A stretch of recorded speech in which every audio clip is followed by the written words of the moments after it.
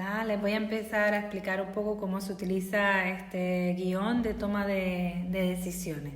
En principio vamos a ver como 4 valores que tenemos que tener en cuenta: las personas, el ambiente, el estímulo, el control y la respuesta.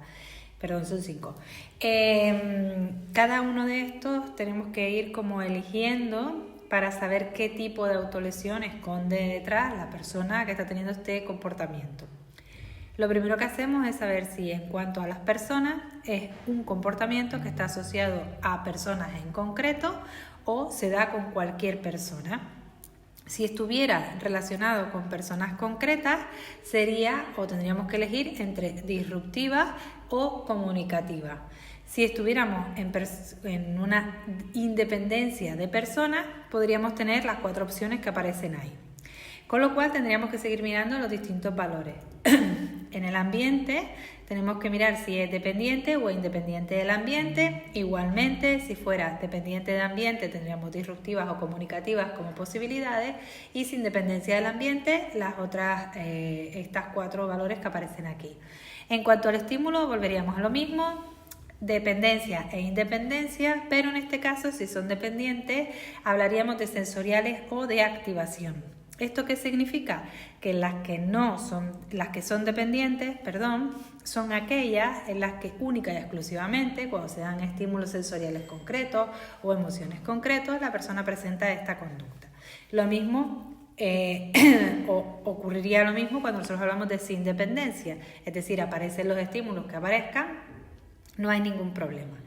En cuanto al origen, dentro de esto que habla del estímulo, tenemos que decidir si es un origen externo o interno, porque recordemos que cuando hablábamos de sensoriales eran estímulos que vienen del exterior y el interno eran aquellos estímulos que provenían de nuestro interior, las emociones, esa necesidad compensatoria más de carácter interno.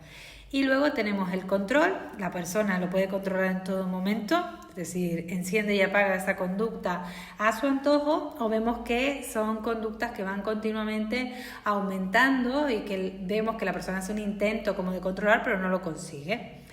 Y por último, las respuestas, si son explosivas o son de manera continuada. Las explosivas están relacionadas con temas más de carácter sensorial o de carácter de activación, y son respuestas que no están bajo el control de la persona, mientras que las que son de manera continuada pues se relacionan con una falta de estimulación mayoritariamente. Con esto, ¿qué tenemos que hacer? Pues un registro en el que nosotros colocamos estos 5 valores y vamos como tachando o haciendo crucecitas de si es o no dependiente, si está o no bajo el control, cuál es el origen, si es explosiva o si es continua. Y vamos tomando decisiones, ¿vale? Por ejemplo, una autolesión que sea de carácter sensorial va a ser independiente de las personas, independiente del ambiente, con dependencia de los estímulos, de carácter externo, sin posibilidad de control por parte de la persona y con una respuesta explosiva.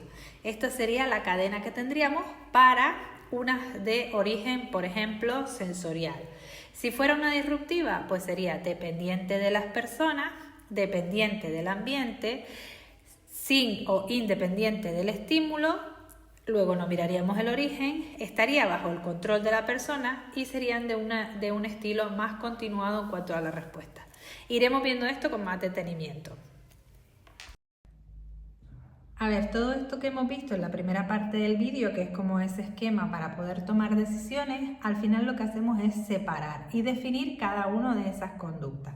Como les había comentado, si una conducta es de carácter disruptivo, pues tiene unas características. Cada una de las conductas o de las bases tiene unas características en cuanto a esos 5 parámetros o elementos que utilizamos en la toma de decisiones.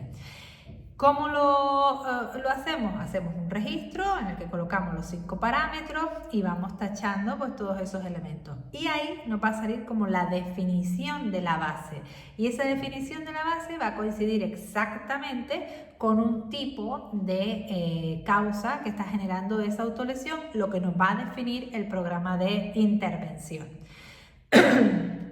Para que tengan estas bases como más claras, les voy a elaborar un pequeño documento en el que pues le aparecerá la definición de cada uno de los comportamientos para que una vez que les salga el listado de las características o los parámetros definitorios, simplemente tengan que ir a buscar ahí y puedan encontrar qué tipo de base o qué tipo de causa se encierra detrás de ese comportamiento autolesivo.